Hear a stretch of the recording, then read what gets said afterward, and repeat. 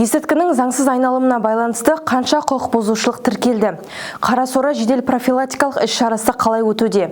Қос азаматтығын жасырған тұлғаға қанша айыппұл көзделген? Балалардың қатысуымен жол-көлік оқиғасы тіркелді ме? Статистика алдамайды, сандар сөйлесін.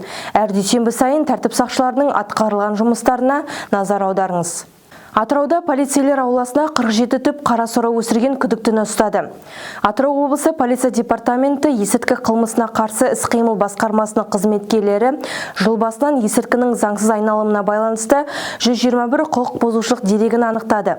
Оның ішінде есірткі заттарын заңсыз өткізу бойынша 5 әйел адам мен 1 кәмелетке толмаған жасөспірім және 17 Атырау қаласының тұрғындарын құрайтын 35 дерегі белгілі болды.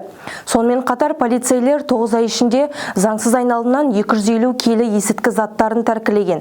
Бүгінде құрамында есірткі бар өсімдіктерді өсірумен, сақтаумен және тасымалдаумен айналысатын тұлғаларды анықтау мақсатында республика көлемінде қарасора жедел профилактикалық іс-шарасы өткізілуде. Шара барысында тәртіп сақшылары ауласында 47 түп қарасора өсірген 64 жастағы күдіктіні ұстады. Тінту кезінде ауладан салмағы 8 келі 800 грамм болатын 47 қарасора ботасын анықтаған.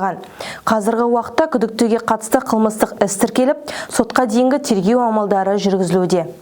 Атырауда қос азаматтығын жасырған тұлға 500 мың теңгеден астам айыппұл төледі. Атырау облысы полиция департаменті көші-қон қызметі басқармасы қос азаматтығы бар Құрманғазы ауданының 47 жастағы тұрғынын анықтады.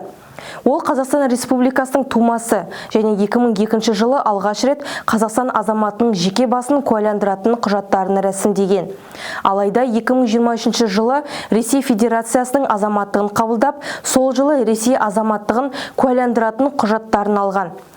Анықталған ер адамға қатысты әкімшілік хаттама толтырылып, іс құжаттар процессуалдық шешім қабылдау үшін сотқа жолданды. Сот шешімімен азамат кінәлі деп танылып, оған 140 айлық есептік көрсеткіш, яғни 516.880 теңге көлемінде айыппұл салынды. Айта кетейік, жыл басынан бері Атырауда қос азаматтығы бар 17 тұлға анықталды.